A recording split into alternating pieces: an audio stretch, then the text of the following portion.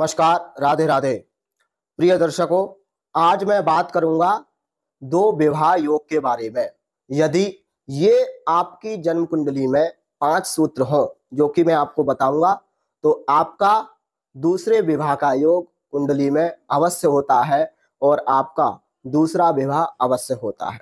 देखिए, पहले भी मैं इसके ऊपर 1-2 वीडियो बना चुका हूं। अब ये जो है, मान लीजिए कि लास्ट वीडियो ही है जो कि मैं आपको सूत्र बताऊंगा।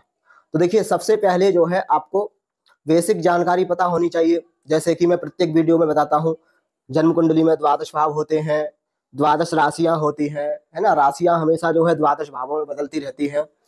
तो उसी प्रकार से जो है प्रत्येक वीडियो में बताता हूँ। तो अब मैं आप सभी को बताऊंगा पहला सूत्र जो कि कुंडली में है, जो कि मैं आपको बताऊंगा, तो आपका दूसरा विवाह अवश्य होगा। तो देखिए, आप लोगों ने मांगलिक दोष अवश्य सुना होगा।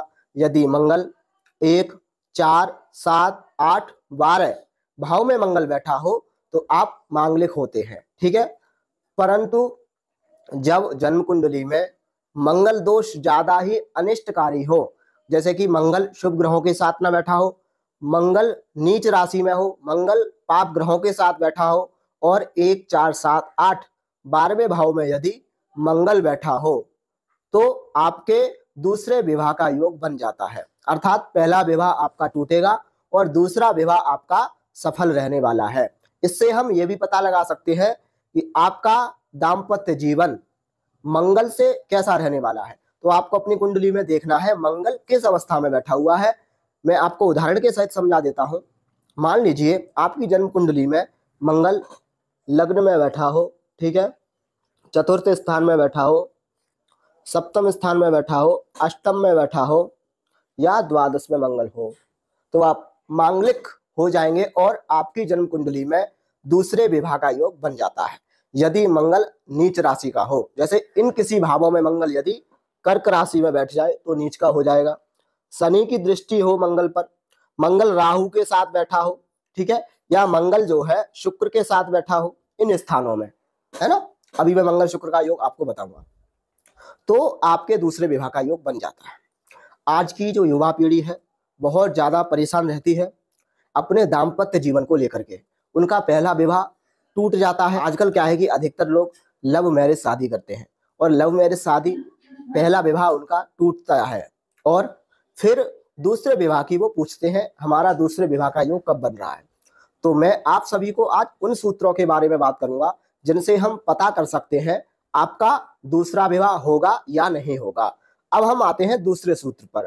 तो देखिए, दूसरा सूत्र है, यदि जन्म कुंडली में, ठीक है, मंगल और शुक्र 4, 7, 8 और 12वें भाव में हो, ठीक है, मंगल और शुक्र 4, 7, 8 और 12वें भाव में मंगल और शुक्र हो, ठीक है। अब इनमें से जो है शुक्र कमजोर हो जाए, इन भावों में मंगल और शुक्र बैठे हो और इसमें से शुक्र ग्रह कमजोर अवस्था में हो, जैसे कि कन्या राशि में हो तो नीच का हो जाएगा, या फिर जो है किसी पाप ग्रह की दृष्टि हो, राहु की दृष्टि हो, शनि की दृष्टि हो, है ना, या फिर सूर्य की दृष्टि हो, तो शुक्र ग्रह क्या हो जाएगा, कमजोर हो जाएगा। अंशहीन हो, मृत अवस्था में बैठा हो या वृद्धावस्था में बैठा हो, तो शुक्र जो है आपकी कुंडली में कमजोर अवस्था में हो जाएगा। और मंगल है अग्नि कारक ग्रह और शुक्र है जल तत्व कारक ग्रह, तो अग्नि और जल का कभी भी मेल नहीं होता है।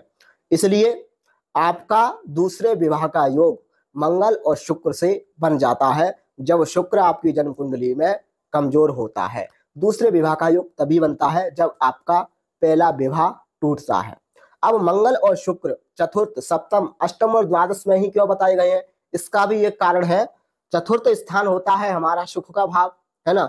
चतुर्थ से चतुर्थ हो गया हमारा सप्तम भाव, और अष्टम भाव हमारा दाम्पत्य जीवन का सुख भाव होता है, और जो द्वादश भाव होता है वो हमारा व्यय भाव माना जाता है। तो इसमें भी जब कोई दाम्पत्य जीवन से संबंधित ग्रह जाता है और पाप ग्रह के साथ बैठा होगा, नीच का हो जाएगा, अस्त हो जाएगा, तो कहीं ना कहीं जो है वो दाम्पत्य जीवन में कमी लाएगा, और कमी लाएगा तो विवाह टूटेगा।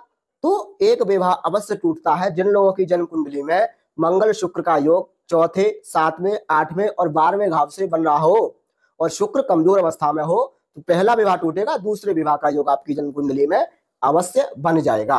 और यदि मंगल शुक्र जो है, शुक्र मजबूत अवस्था में है, शुक्र पर जो है शुभ ग्रहों की दृष्टि है, तो कहीं ना कहीं जो है आपका पहला विवाह नहीं टूटेगा, ना ही आपके दूसरा विवाह की आपको चिंता होगी। तो ये रहा आपका दूसरा सूत्र। अब मैं बात करूंगा दोस्तों तीसरे सूत्र के बारे में, जो कि बहुत ही महत्वपूर्ण है। देखिए, जन्म कुंडली में शनि द्वितीय भाव में बैठा हो और राहु सप्तम भाव में बैठा हो, तो ऐसे जातक का जन्म कुंडली में दूसरे विवाह का योग होता है। अर्थात राहु जब सप्तम स्थान में बैठेगा तो जातक के दो विवाह के योग बनाता है, और शनि जब हमारा द्वितीय स्थान में बैठेगा तो क्या करेगा, 1 2 3 तीसरी दृष्टि से कहां देख रहा है, तो चतुर्थ स्थान को देख रहा है। ठीक है, 3 4 5 6 7 सातवीं दृष्टि से कहां देख रहा है, तो अष्टम स्थान को देख रहा है, 8 9 10। ठीक है, तो शनि जब द्वितीय स्थान में बैठेगा तो पहला चतुर्थ स्थान को देखेगा, जो कि दाम्पत्य जीवन का सुख भाव माना जाता है, ससुराल का भाव माना जाता है, सास का भाव माना जाता है ना। और अष्टम भाव पर उसकी सप्तम दृष्टि होगी, तो क्या होगा, अष्टम भाव हमारा दाम्पत्य जीवन का सुख का भाव माना जाता है। और आपकी जन्म कुंडली में वहीं राहु सप्तम भाव में बैठ जाए, कहीं ना कहीं जो है आपका दूसरा विवाह अवश्य कराते हैं ये दोनों ग्रह, जब शनि द्वितीय भाव में हो, राहु सप्तम स्थान में हो। मैं आपको उदाहरण के सहित भी समझा देता हूं। देखिए, शनि द्वितीय स्थान में हो, राहु जो है सप्तम स्थान में हो, शनि की 3 दृष्टियां होती हैं, पहली 1 2 3। ठीक है, तीसरी दृष्टि से चतुर्थ स्थान को देख रहा है, सप्तम दृष्टि से अष्टम भाव को देख रहा है। यही कारण है जिसके कारण जो है शनि और राहु दोनों ही दूसरे विवाह का योग बनाते हैं।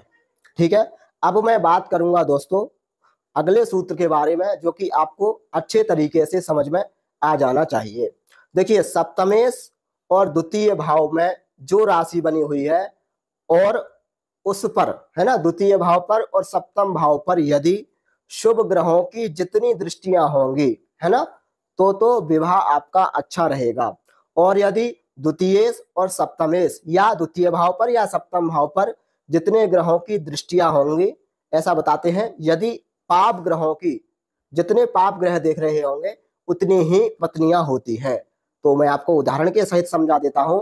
मान लीजिए द्वितीय भाव पर जो है किसी भी ग्रह की दृष्टि है, मान लीजिए षष्ठ भाव में जो ग्रह बैठा होगा, जैसे राहु है, सूर्य है, सूर्य की सप्तम दृष्टि द्वितीय भाव पर जाएगी राहु की, तो 2 ग्रहों की दृष्टि जा रही है द्वितीय भाव पर। दूसरा, सप्तम स्थान को जो है जितने पाप ग्रह देख रहे हो, जैसे यहाँ पर मंगल बैठा हुआ है, मंगल पाप ग्रह है ना, जैसे राहु यहाँ बैठ जाए, सूर्य बैठ जाए, ठीक है, शनि बैठ जाए, शनि, तो ये ग्रह सप्तम भाव को देख रहे हो, जितने पाप ग्रह द्वितीय भाव को देख रहे हो या सप्तम भाव को देख रहे हो, ऐसा बताया जाता है कि उतनी ही पत्नियां होती हैं।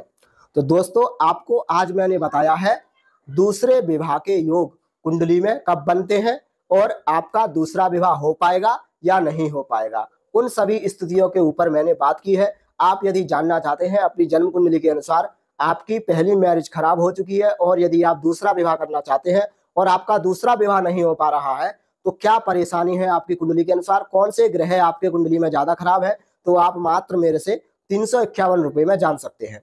तो अगली वीडियो में मिलूंगा, जब तक के लिए नमस्कार, राधे राधे।